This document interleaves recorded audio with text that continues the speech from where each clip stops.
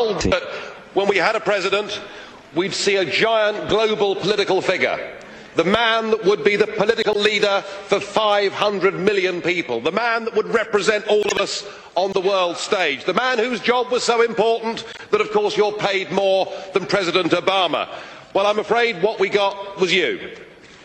And I'm sorry, but after that performance earlier that you gave, and I don't want to be rude, but you know, really, you have the charisma of a damp rag and the appearance of a low-grade bank clerk.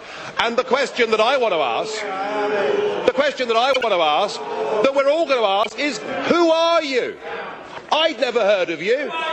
Nobody in Europe had ever heard of you. I would like to ask you, President, who voted for you? And what mechanism? Oh, I know democracy's not popular with you lot. And what mechanism do the peoples of Europe have to remove you? Is this European democracy? Well, I sense, though, that you're competent and capable and dangerous. And I have no doubt that it's your intention to be the quiet assassin of European democracy and of the European nation states. You appear to have a loathing for the very concept of the existence of nation states. Perhaps that's because you come from Belgium, which of course is pretty much a non-country. But since you took over, we've seen Greece reduced to nothing more than a protectorate. Sir, you have no legitimacy in this job at all, and I can say with confidence that I can speak on behalf of the majority of the British people in saying, we don't know you, we don't want you, and the sooner you're put out to grass, the better. Well, as you said, Mr. President, you wouldn't like to be rude, and I prefer to go ahead with the statement. That's Nigel Farage joining us with an exclusive European Union Member of Parliament from England coming up in the next segment. He's in Europe right now. UK's European Member of Parliament, Nigel Farage, faces reprimand after calling Herman Van Rompuy wet rag.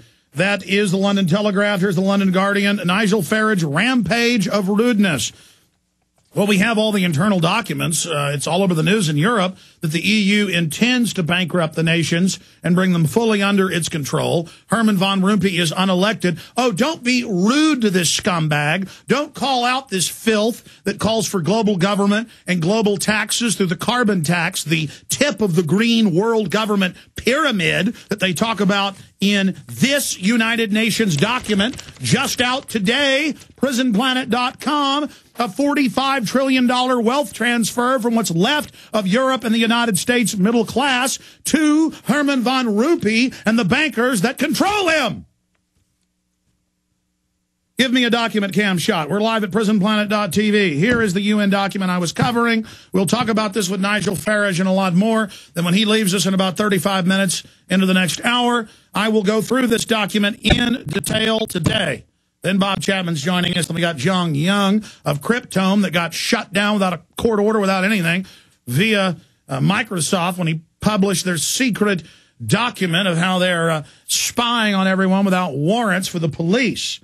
So that is coming up, as well as the establishment is very frightened of people exposing them. Their hubris is draining out of their pig-like bodies, and they're now girding themselves for battle with the internet and free speech.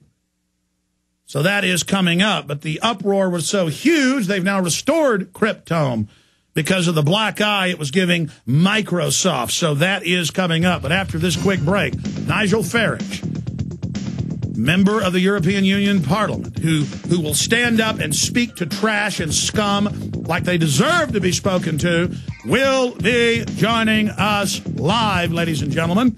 And then next Monday, the exclusive new album from Shooter Jennings and Stephen King against the New World Order. You will hear Stephen King spoken word for the first time ever here on this show.